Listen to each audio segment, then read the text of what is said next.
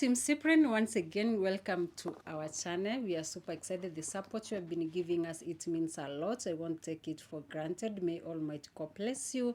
And in case you are watching this channel for the first time, please don't forget to subscribe. Nawapenda sana, sana, sana. You're my bosses. So guys, finance bill is back. Tulikuwa tumefikiria kwamba finance bill imepotea, but it's back. And I've seen Kimani Ichungwa arguing pale bungeni wakisema kwamba the public was incited to believe we levied tax on all diapers and scented towels, but we sought to protect them from cheap imports. So according to Kimani Ichungwa, anasema kwamba wakati tulikuwa tuna demonstrate, most ladies ama teenagers tulikuwa tunasema wametax our sanitary towels and diapers. And guys, to be honest, right now if you go to any supermarket, diapers ziko bei kali sana. Sasa hivi hata kuzaa, unaambia hata bibi yako mnataka muongezee mtoto, anakuambia manze, uchumi haiko sawa. Siku hizi hata some of us yani tuna feel like hata hiyo siku yetu ya kunyesha tusinyeshe, because always manze ziko high, ziko juu sana.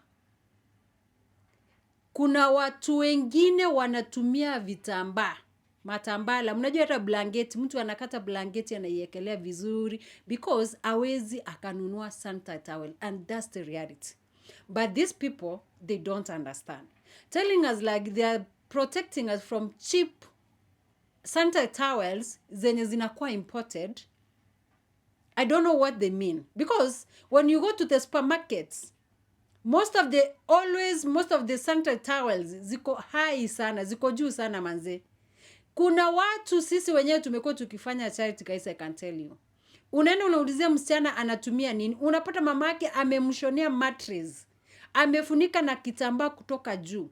Akifika siku zake za hedhi, anampatia hiyo kitambaa anatumia, jioni akirudi anaiosha, anaiweka mahali kauke ili kesho afae akienda shuleni. Ama sometimes mtoto anachukua kitambaa, anaikunjanisha hivi, anaiweka jioni akikuja tena aioshe. There is a way that our parents wanashona hizo vitambaa. If they want this generation kila mtu afford at least sanitary towel, basi wangekuwa wanatuzia hata 30 bob. Guys, do you know there are some families getting 20 bob, 10 bob? It's so hard.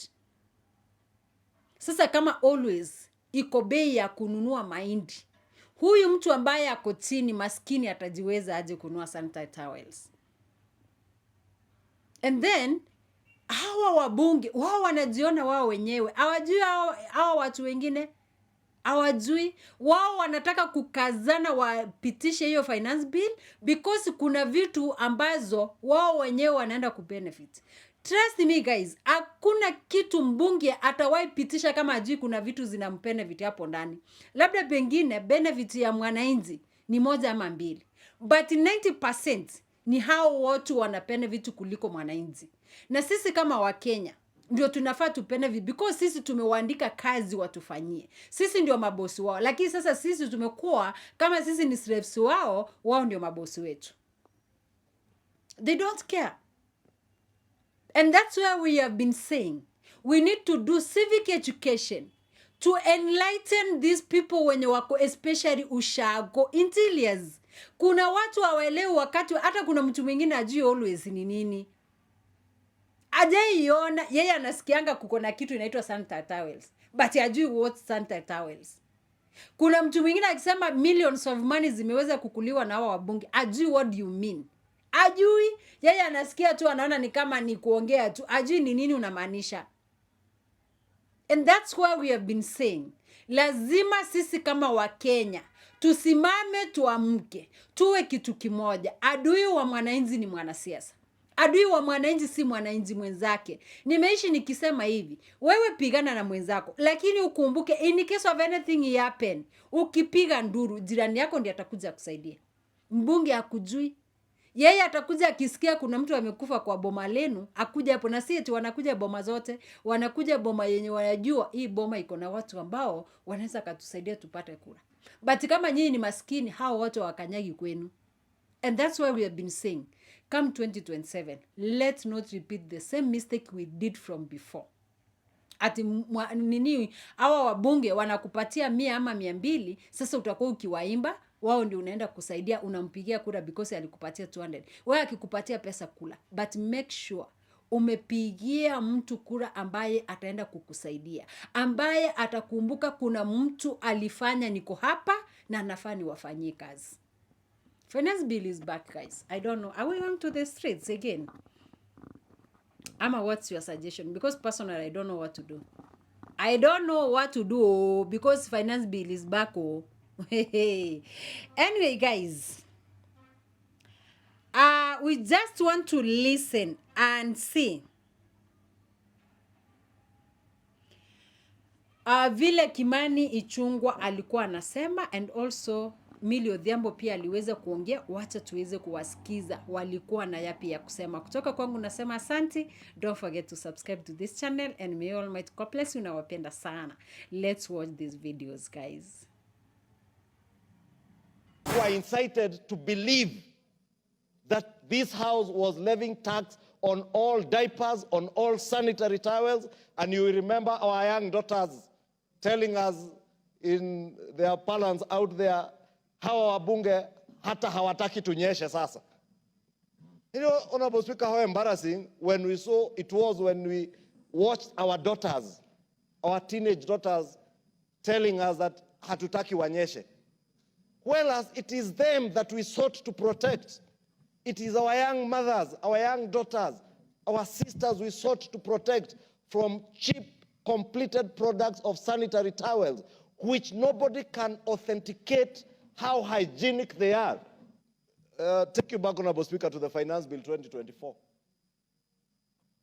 And Honorable Speaker, because I have seen the CS of National Treasury bring in a number of proposals that were very good proposals that were carried in the Finance Bill 2024, Honorable Speaker. We went out to collect views of the public through the public participation exercise that the member for Molo, the Honorable Kimani Ichungwa, spent, I think, close to 14 days seated in County Hall, listening to Kenyans. And Kenyans came in their numbers to give their views. They said they do not want taxation on bread. They say they do not want to see taxation on motor vehicles. Kimani Ichungwa and the Finance Committee did a report which was tabled and adopted by this House in second reading, agreeing with members of the public that there should be no taxation on bread, no taxation on motor vehicles. Kenyans out there from the manufacturing industry, Honorable Speaker, industry, appeared before the Finance Committee and told them that we are killing our manufacturing industry in Kenya because we are encouraging more of imports than local manufacturing. And it was players in the manufacturing industry through KEPSA, through the Kenya Association of Manufacturers, that brought proposals that would protect our local manufacturing industry, made proposals to levy excise duty on completed or finished products being imported from China, the Far East, Europe, including diapers and sanitary towels. But what happened, Honorable Speaker? The public were incited to believe that this house was levying tax on all diapers, on all sanitary towels, and you remember our young daughters telling us in their parlance out there how wabunge hata hawataki tunyeshe sasa. You know, Honorable Speaker, how embarrassing when we saw it was when we watched our daughters, our teenage daughters, telling us that hatutaki wanyeshe. Whereas it is them that we sought to protect. It is our young mothers, our young daughters, our sisters we sought to protect from cheap, completed products of sanitary towels, which nobody can authenticate how hygienic they are. The standards that they've been manufactured under in the West and in the Far East, Honorable Speaker. And some of these Far East countries, Honorable Speaker, you know, they have no standards. You get what you pay for. And it is that we sought to levy excise duty on, so that we protect that local manufacturer who is manufacturing sanitary towels in Mlolongo, another one in Ruiru, another one in Juja, another one in Nakuru, Honorable Speaker. It is the farmer in Western Kenya and Luo Nyanza and parts of Nyanza, Honorable Speaker, that we sought to protect, who has now been given cotton seed, BT cotton seed, to produce cotton for the value addition of these manufacturing industries, Honorable Speaker. It is the Kenyan youth who are on the streets we sought to protect, to create jobs for them in those factories here, Honorable Speaker. But what did we do? We were told, reject. We rejected, we lost jobs. We rejected, we exported jobs to the Far East. No wonder, Honorable Speaker, today, when CS Mutua announces 3,000 jobs in Qatar, 30,000 Kenyans turn up at... On the one hand, I'm not a Trump supporter because he doesn't support the women's agenda, and I'm a very ardent supporter of women. But on the other hand, the reason why I've been torn is because of the role the Americans played in the last elections. So what goes back comes back, bites you the way it bit us. I am consistent in supporting women publicly, and so the loss of Kamala Harris is my loss. Mr. Speaker, I just want to say that back to my science issue, I just want to indicate that... Honorable Millie Odhiambo, the last time I checked, Democrats can't define a woman. Can't do what? Can't define a woman. Define? A woman. Mr. Speaker, sir, in our quarters where we are, you have always declared you are Republican. But I want to actually say that this is one of the American elections where I've been torn. On the one hand, I'm not a Trump supporter because he doesn't support the women's agenda, and I'm a very ardent supporter of women.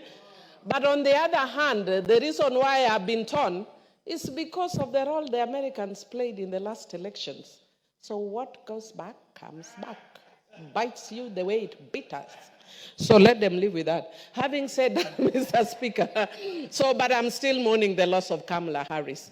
Having said that, Mr. Speaker, let America also learn to keep off elections of other places and other areas. So it was sad, I would have really, but they've helped me because my pain is minimized.